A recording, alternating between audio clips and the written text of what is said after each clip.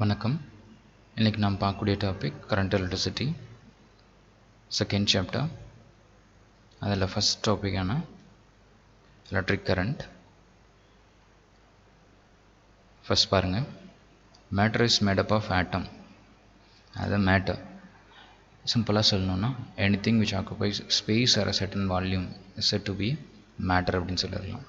அது எந்த ஒரு பொருளும் ஒரு குறிப்பிட்ட வால்யூம் ஆக்குப்பை பண்ணிக்குதோ அதை நம்ம எல்லாமே மேட்டர்னு சொல்லிடலாம். Okay, matter is made up of atom. அப்படி இந்த நம்மக்கிட்ட இருக்கக்கூடிய நம்மளை சுற்றி இருக்கக்கூடிய எல்லா பொருட்களுமே ஆட்டம்ஸ்னால் உருவானது தான். யோசிச்சு பாருங்கள், இமேஜின் பண்ணி பாருங்கள். ஆனால் கையில் இருக்கக்கூடிய பென், பேப்பர், முன்னாடி இருக்கக்கூடிய மொபைல், லேப்டாப் எல்லாமே which are made up of atoms. Okay, water இந்த மாதிரி எடுத்துக்கலாம். Each atom consists of positively charged nucleus and negatively charged electrons are moving around the nucleus. Okay, we know that atom consists of nucleus like this. Nucleus has neutron and proton. Due to the proton present inside the nucleus acquires positive charge. Okay, then negatively charged electrons are revolving around the nucleus with a various orbital. These are the electronic clouds. நான் random electronic cloud வரைகிறேன். Electrons are negatively charged. This nucleus is positively charged.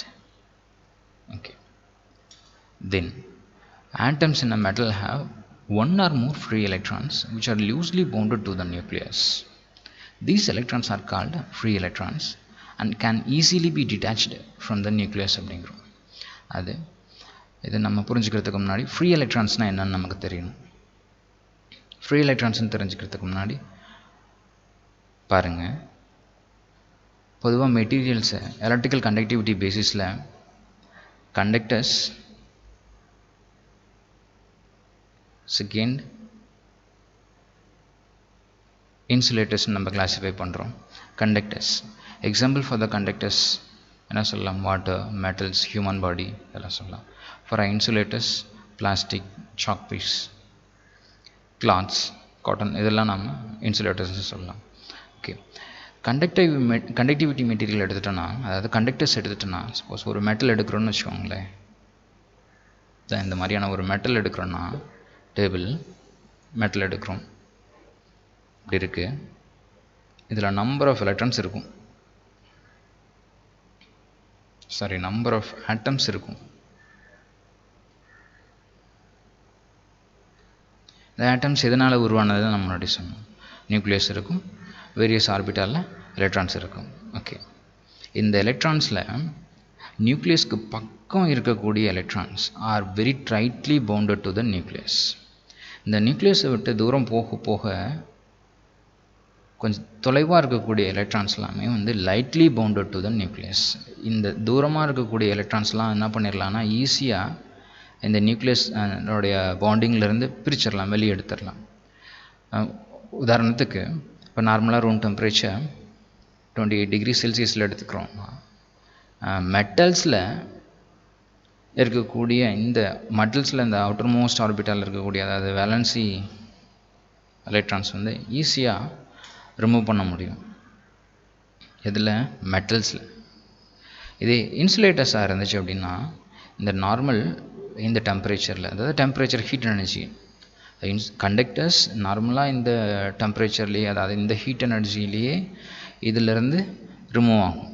ஆனால் insulators எடுத்துட்டோம் அப்படின்னா, இந்த normal டெம்பரேச்சரில் இந்த even outermost inner electron tightly bounded to the நியூக்ளியஸ்னு சொல்லிட்டோம். அவுட்டர் டிஸ்டன்ஸ் இன்க்ரீஸ் ஆக அவுட்டரில் இருக்கக்கூடிய எலக்ட்ரான்ஸ்லாம் லூஸ்லி பவுண்டட்னு சொல்கிறோம். இன்சுலேட்டர்ஸில் மட்டும், இன்சுலேட்டர் மெட்டீரியலில் மட்டும் தான் வெளியில் இருக்கக்கூடிய எலக்ட்ரானும் டைட்டாக பவுண்டாக இருக்கும். இந்த ரிமூவ் பண்ணுறதுக்கு very large amount of energy supply பண்ண ஆட்டத்துக்கு very large amount of energy supply பண்ணால் தான் இதை நம்ம ரிமூவ் பண்ண முடியும், இல்லாட்டினா ரிமூவ் பண்ண முடியாது. அது இப்போ room temperature for example 28 degree செல்சியஸில் இந்த மெட்டல்ஸில் இருக்கக்கூடிய இந்த அவுட்டர்மோஸ்ட் எலக்ட்ரான்ஸ் ரிமூவ் பண்ண முடியும். ஓகே, இதே டெம்பரேச்சரில் இந்த பெனில் இருக்கக்கூடிய இந்த ஆட்டத்தில் இருக்கக்கூடிய அவுட்டர்மோஸ்ட் எலக்ட்ரானை ரிமூவ் பண்ணுறது it's not easy one. Energy பத்தாது. ஓகே, இந்த டெம்பரேச்சரில் அதாவது 28 டிகிரி செல்சியஸில் இந்த எலக்ட்ரான்ஸை நம்ம ரிமூவ் பண்ண முடியும்னு சொல்கிறோம் பார்த்தியா. ஓகே, இந்த ரிமூவ் ஆன எலக்ட்ரான்ஸ் தான் ஃப்ரீ எலக்ட்ரான்ஸ் அப்படிங்கிறோம். தென்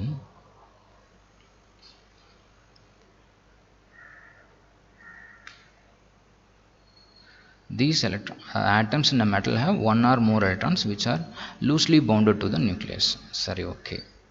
In a metal, then these electrons are called free electrons and they can be easily detached from the atom அப்படின்னு நம்ம சொல்கிறோம். they can be easily detached. ஈஸியாக நம்ம வந்து ரிமூவ் பண்ண முடியும். அதாவது கண்டக்டர்ஸில் மெட்டல்ஸில் மட்டும்தான். பட் இன்சுலேட்டர்ஸில் வந்து அவ்வளோ ஈஸியாக எலக்ட்ரான்ஸை வந்து ரிமூவ் பண்ண முடியாது. ரிமூவ் பண்ணாததுனால இன்சுலேட்டர்ஸில் ஃப்ரீ எலக்ட்ரான்ஸ் இருக்காது. நல்லா ஞாபகத்தில் வச்சுக்கோங்க. Conductors have a free electrons, insulators does not have a free electrons. கண்டக்டர்ஸில் ஃப்ரீ எலக்ட்ரான்ஸ் இருக்கிறதுனால தான் அது கண்டக்டிவிட்டிக்கு யூஸ் ஆகுது. நம்ம எலக்ட்ரிக் கரண்ட்டுக்கு டெஃபினேஷன் சொல்லுவோம்ல, அது பின்னாடி நம்ம பார்க்கலாம். இருந்தாலும் நீங்கள் லோயர் கிளாஸில் படிச்சிருப்பீங்க.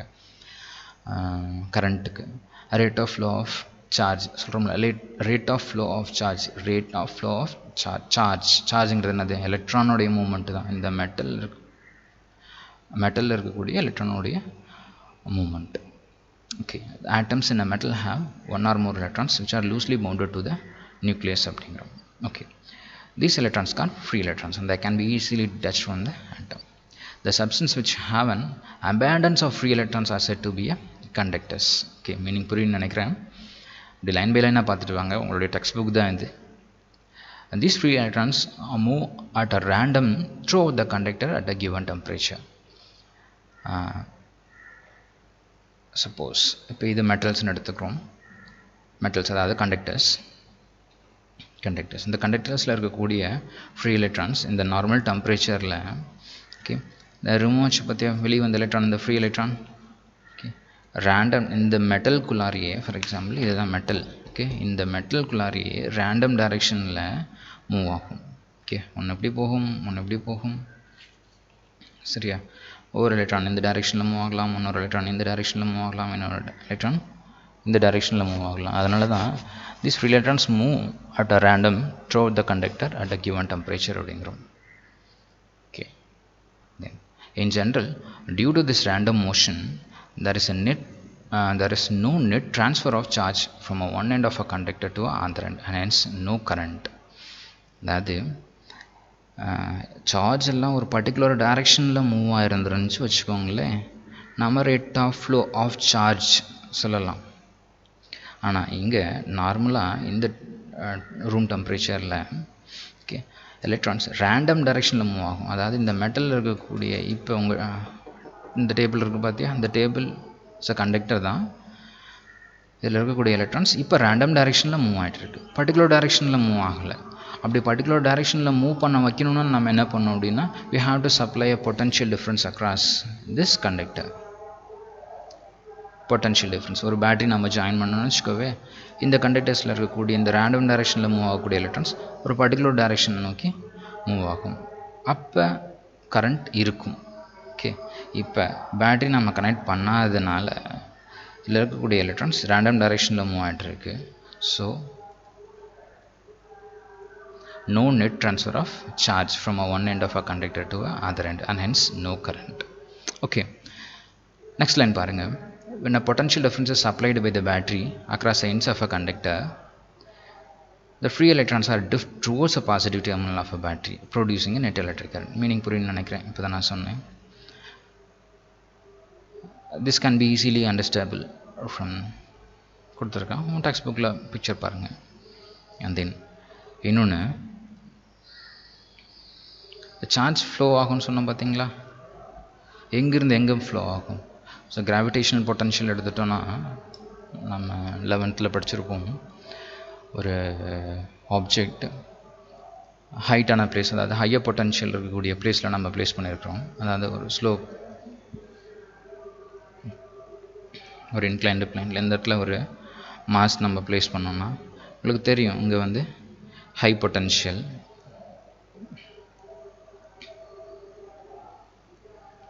கீழே வந்து லோ பொட்டன்ஷியல் இருக்கும் அப்படின்ட்டு. ஓகே, இந்த மாஸ் எங்கேருந்து எங்கே மூவ் ஆகும்? ஹையர் பொட்டன்ஷியல்லேருந்து லோயர் பொட்டன்ஷியலுக்கு தான் மூவ் ஆகும். சரியா?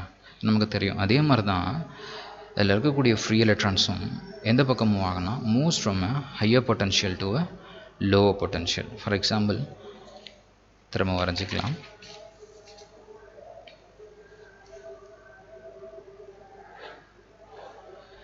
Consider a conductor which is connected to a battery. இது பாசிட்டிவ் டெர்மினல், இது நெகட்டிவ் டெர்மினல். இது high potential of a battery, இது low potential of a battery. So that இங்கே இருக்கக்கூடிய எலக்ட்ரான்ஸ் ரேண்டம் டைரெக்ஷனில் மூவ் ஆகிட்டு இருக்கக்கூடிய எலக்ட்ரான்ஸ், அதாவது இந்த டேபிளில் ரேண்டம் டைரெக்ஷனில் மூவ் ஆகிட்டு இருக்கக்கூடிய எலக்ட்ரான்ஸ் ஒன்ஸ் நம்ம பொட்டன்ஷியல் டிஃப்ரென்ஸ் அப்ளை பண்ண உடனே இது ஹையர் பொட்டன்ஷியலாக, இந்த ஹையர் பொட்டன்ஷியல்லேருந்து லோயர் பொட்டன்ஷியலில் மூவ் ஆகும். அதாவது பாசிட்டிவ் சார்ஜாக இருந்துருந்துச்சு அப்படின்னா, பாசிட்டிவ் சார்ஜாக இருந்துச்சுன்னா high potential to low potential move ஆகும். இது நெகட்டிவ் சார்ஜாக இருந்துருந்துச்சு அப்படின்னா low potential to high potential terminal நோக்கி மூவ் ஆகும். ஓகே, இப்போ நீங்கள் சொல்லுங்கள் பார்க்கலாம், இந்த ஃப்ரீ எலக்ட்ரான்ஸ் ஒன்ஸ் நான் பேட்டரி இப்படி கனெக்ட் பண்ணிட்டேன் அப்படின்னா எந்த பக்கம் மூவ் ஆகும்? Electrons unnegatively moves from a lower potential to higher potential. Okay, electrons இந்த டைரெக்ஷனில் ட்ரிஃப்ட் ஆக ஆரம்பிக்கும். ஓகே, இந்த டைரெக்ஷனில் ட்ரிஃப்ட் ஆக ஆரம்பிக்கும். இந்த இடத்துல பாருங்கள் என்ன சொல்லியிருக்காங்க அப்படின்ட்டு, that the mass moves from a higher gravitational potential to a lower gravitational potential. Likewise, positive charge flows from a higher electric potential to a lower electric potential. Then அடுத்து அப்படியே வீடியோ பாஸ் பண்ணிட்டு படிச்சு பாருங்க. Negative charge flows from a lower electric potential to higher electric potential. So, battery or electric cell simply creates a potential difference across the conductor. அதாவது நம்ம join பண்ணுறோம் பார்த்தியா battery, இந்த பேட்ரி சிம்பிளாக என்ன பண்ணுது அப்படின்னா இந்த ரெண்டு எண்ட் ஆஃப் கண்டக்டருக்கு இடையில் பொட்டன்ஷியல் டிஃப்ரென்ஸை செட் பண்ணுது, அவ்வளோதான். பேட்ரி நீ கனெக்ட் பண்ணலை அப்படின்னா இந்த இடத்துக்கும் அதாவது டூ எண்ட்ஸ் ஆஃப் கண்டக்டருக்கு இடையில் இந்த இடத்துல சேம் பொட்டன்ஷியல் தான் இருக்கும். ஸோ நீ பேட்ரி அப்ளை பண்ணிட்டுனா இந்த இடத்துல ஒரு பொட்டன்ஷியல், இந்த இடத்துல ஒரு பொட்டன்ஷியல், அதாவது இங்கே பேட்டரி இந்த மாதிரி ஜாயின் பண்ணோன்னா இங்கே ஹையர் பொட்டன்ஷியல், இங்கே லோவர் பொட்டன்ஷியல் ஜென்ரேட் ஆகிருக்கும். ஓகே, தென் நெக்ஸ்ட்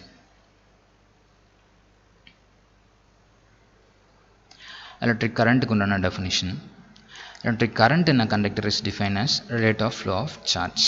ஓகே, இப்போ தான் நம்ம சொன்னோம் rate of flow of charge, எவ்வளோ நேரத்தில் எவ்வளோ சார்ஜ் பாஸ் ஆகுது. கண்டக்டர்ஸில் சார்ஜ்னால் என்ன பாஸ் ஆகும்? எலக்ட்ரான்ஸும் பாஸ் ஆகும் த்ரூ கிராஸ் செக்ஷன் ஏரியா அப்படிங்கிறோம். ஓகே, தென் அப்படியே கீழே வாங்க. If net charge Q passes through any cross section of a conductor in a time t, then the current is defined as, ரொம்ப important one mark கொஷின்ஸ்க்கு அப்புறம் 2 mark கொஷின்ஸ்க்கு use ஆகும். Okay, if net charge Q passes through any conductor, charge suppose net charge Q, இந்த E தான் நம்ம charge of electron அப்படிங்கிறதுனால நம்ம ஈன்னு சொல்கிறோம். ஜென்ரலாக ரெப்ரசன்ட் பண்ணோம் அப்படின்னா சார்ஜை Qன்னு சொல்லிக்கும். அதுதான் net charge Q passes through a conductor அப்படிங்கிறோம். passes through any cross section of a conductor in a time t is defined as I is equal to Q by T. But the charge flow is not always constant.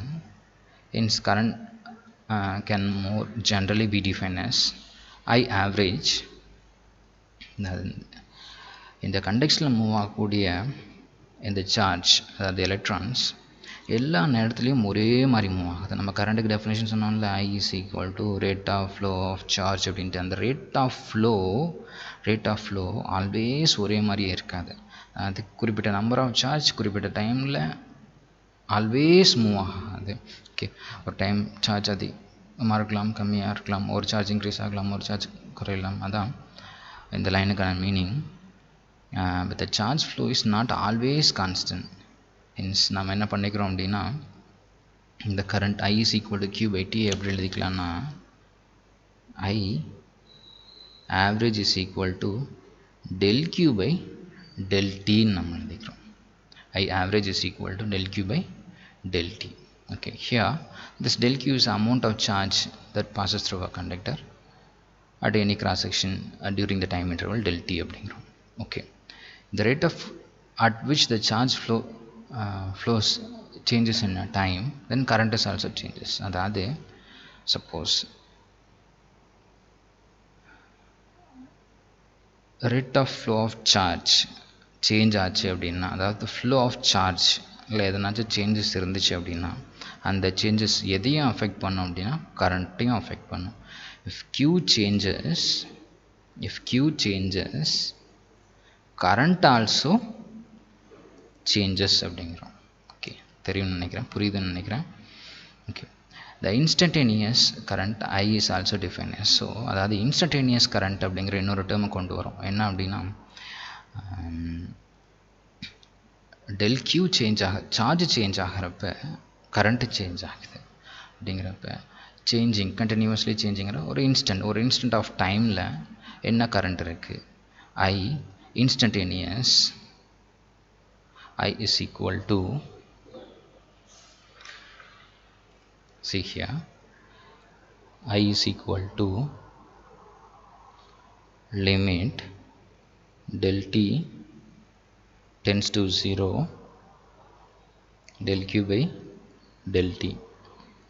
When the limit tends to 0, we can write this as a instantaneous current dq by dt. Okay,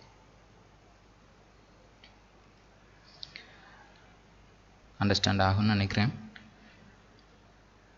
The SI unit of current is ampere. I is equal to Q by T சொன்னோம்ல, அது அந்த இடத்துல I is equal to 1 ampere when 1 coulomb of charge passes through 1 second. கீழே இருக்கக்கூடிய definition பார்த்துக்கோங்க, அது வந்து important one. That is 1 ampere of current is equivalent to 1 coulomb of charge passes through a perpendicular cross section in 1 second. And then electric current is a scalar quantity. இது 1 mark question. Electric current is a scalar quantity and then I is equal to dq by dt. Okay, limit tends to 0 அப்படிங்கிறதுனால ஒன்று தெரியணும் உங்களுக்கு, average current is equal to del Q by del T. Q change ஆகும், அதாவது current rate of flow always சேமாக இருக்கிறது கிடையாது, சார்ஜோட flow வந்து சேஞ்ச் ஆகும் அப்படின்னு சொல்கிறோம். சார்ஜ் சேஞ்ச் ஆச்சு அப்படின்னா கண்டிப்பாக அது கரண்ட்டையும் அஃபெக்ட் பண்ணும். அதனால் இங்கே ஆவரேஜிங் கொடுக்குறோம். இந்த ஆவரேஜ் கரண்ட்டை okay del T is equal to 0ன்னு எடுக்கிறோம் அப்படின்னா, லிமிட் கொடுத்தோம் அப்படின்னா when del T tends to 0 அப்படிங்கிறப்ப that average current will become an instantaneous current del Q by del T. I hope you will understand.